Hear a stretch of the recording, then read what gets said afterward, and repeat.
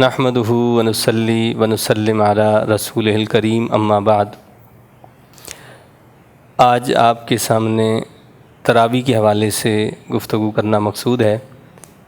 رمضان المبارک چونکہ آنے والا ہے اور تراویح جو ہے یہ رمضان المبارک کی ایک مخصوص عبادت ہے، یعنی جو عام پورے سال میں دیگر مہینوں میں ادا نہیں کی جاتی۔ یہ اللہ کی خاص رحمت ہے کہ اس مہینے کے اندر اللہ نے ہمارے لیے نماز تراویح رکھی ہے۔ یہ اللہ کے نبی صلی اللہ علیہ وسلم کی سنت مقدسہ ہے اور صحابہ کرام کا اس پر اجماع رہا۔ حضرت سیدنا عمر فاروق رضی اللہ تعالیٰ عنہ نے نماز تراویح کی جماعت کا اہتمام کیا۔ اور اب یہاں ایک چیز یہ پیدا ہوتی ہے ذہنوں میں کہ کچھ لوگ کہتے ہیں کہ جی 8 تراویح پڑھی جائے، کوئی 10 کہتے ہیں، کوئی 11 کہتے ہیں، مختلف باتیں لوگوں کے سامنے آتی ہیں تو وہ شکوک و شبہات کا شکار ہو جاتے ہیں۔ تو یہ بات ذہن نشین کر لیں کہ ہمارے ائمہ اربعہ یعنی 4 امام ابو حنیفہ رحمۃ اللہ علیہ، امام شافعی رحمۃ اللہ علیہ، امام احمد بن حنبل رحمۃ اللہ علیہ، ان 3 کا اس بات پر اتفاق ہے کہ نماز تراویح کی 20 رکعتیں ہیں۔ اور چوتھے امام یعنی امام مالک رحمۃ اللہ علیہ تو کہتے ہیں کہ نماز تراویح کی 36 رکعتیں ہیں۔ تو اس بات پر اتفاق ہے، لہٰذا کسی ایسی بات کی طرف جانا، شکوک و شبہات کا شکار ہونا، اس کی بالکل ضرورت نہیں ہے۔ وہ جو ہمارے ساتھی اور ہمارے بھائی 8 اور 10 اور 11 کے چکر میں ہیں، وہ دراصل اللہ کے نبی صلی اللہ علیہ وسلم کی وہ نماز تہجد ہے جو آپ ادا فرمایا کرتے تھے۔ اب یہاں ایک مین مسئلہ یہ ہے کہ اس رمضان میں جس طرح کی صورتحال ہے کہ مسجدوں پر جو ہے تالے لگا دیے گئے ہیں اور لوگ جو ہیں پریشان ہیں، کوئی اپنے طور پر اہتمام کر رہے ہیں، کچھ لوگوں کے بارے میں سنا ہے کہ وہ اپنی چھتوں پر اس کا اہتمام کر رہے ہیں۔ تو بات یہ ہے کہ یہ رمضان المبارک جو ہوتا ہے یہ اللہ کے کلام مجید کی تلاوت، اس کو سمجھنے کا، اس کو پڑھنے کا مہینہ ہے۔ اس میں جتنا زیادہ ہو سکے قرآن مجید کو جو ہے وہ پڑھنا چاہیے، اس کو سننا چاہیے، اس کو سمجھنا چاہیے، اس پر عمل کرنا چاہیے۔ تو میں تو یہ کہوں گا کہ ہر گھر کو مسجد بن جانا چاہیے، چونکہ کرونا وائرس کی وجہ سے جو حکومت کی پابندیاں ہیں تو نماز عشاء جو ہے، فرض نماز جو ہے وہ جماعت کے ساتھ مسجد میں ادا کی جائے۔ اس کے بعد جو تراویح ہے اگر اپنے گھروں پر بھی ادا کی جائے تو اس کا اہتمام کیا جائے کہ وہاں پورا قرآن مجید ہو، آپ کے گھر کے افراد ہوں اور ایک حافظ قرآن اور سامع قرآن موجود ہو جو قرآن مجید کی سماعت کرے، جو قرآن مجید کو سنائے۔ تو ہر گھر میں قرآن پاک پڑھا جائے، سنا جائے۔ جتنا قرآن مجید زیادہ پڑھا جائے گا، جتنا قرآن مجید زیادہ سنا جائے گا، جتنے زیادہ مقامات پر اس کا اہتمام ہوگا، اتنی اللہ کی رحمتیں نازل ہوں گی۔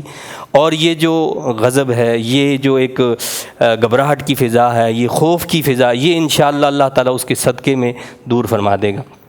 اب یہ نماز تراویح جو ہے 5 روزہ ہو، 10 روزہ ہو، 15 روزہ ہو، جتنے روزہ بھی ہو، اپنی سہولت سے اس کا اہتمام کیا جا سکتا ہے، لیکن اس بات کا خیال رکھنا ضروری ہے کہ قرآن مجید کی جو تلاوت ہو وہ ایسی تلاوت ہو کہ جس کا پڑھنے والا ان حروف کی ادائیگی صحیح کرتا ہو، سننے والا ان کو صحیح سن سکتا ہو۔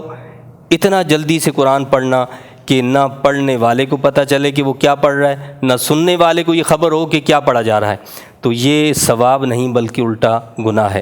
اور لوگ کوشش کرتے ہیں کہ جلد از جلد جو ہے تراویح ختم ہو جائے اور جان چھوٹ جائے، تو یہ اللہ کی رحمت کا ذریعہ اور سبب نہیں بلکہ اللہ کے غضب کا ذریعہ اور سبب بن جاتا ہے۔ لہٰذا کوشش یہ کریں کہ قرآن مجید کو ترتیل کے ساتھ پڑھا جائے اور قرآن مجید کو لگن کے ساتھ، شوق کے ساتھ جو ہے وہ سنا جائے، تاکہ اللہ کی رحمتیں بھی جو ہیں وہ نازل ہوں، اللہ کی طرف سے برکتوں کا نزول ہو اور یہ سارے معاملات چھٹ جائیں۔ لیکن اس میں اس بات کا ضرور خیال کریں کہ اگر بالفرض آپ کے ہاں چھتوں پر اہتمام ہوتا ہے یا اجتماعات ہوتے ہیں تو وہاں احتیاطی تدابیر کو ضرور اختیار کریں، اس لیے کہ احتیاطی تدابیر اختیار کرنا یہ ہمارے دین کا تقاضا ہے، یہ نبیوں کی سنت ہے۔ اللہ کے نبی حضرت یعقوب علیہ السلام نے اپنے بیٹوں کو جب مصر بھیجا تو ان کو بتایا کہ تم ایک دروازے سے داخل نہ ہونا۔ اس کی وجہ کیا تھی کہ کہیں تمہیں نظر نہ لگ جائے جب جوان بیٹے ایک دروازے سے داخل ہوں گے، لیکن ساتھ میں کیا فرمایا کہ ہوگا وہی جو میرا رب چاہے گا، یعنی تدبیر اختیار کرنا یہ سنت انبیاء علیہ الصلوۃ والسلام ہے۔ اللہ کے نبی صلی اللہ علیہ وسلم نے فرمایا کہ اپنی سواری کو کھونٹے کے ساتھ باندھ دو اور پھر اللہ پر توکل کرو۔ توکل اس کا نام ہے کہ آپ اپنی تدبیر ضرور اختیار کریں۔ ہم درد ہوتا ہے، تکلیف ہوتی ہے تو ہم دوا کھاتے ہیں، یہ دوا اصل میں تدبیر ہے۔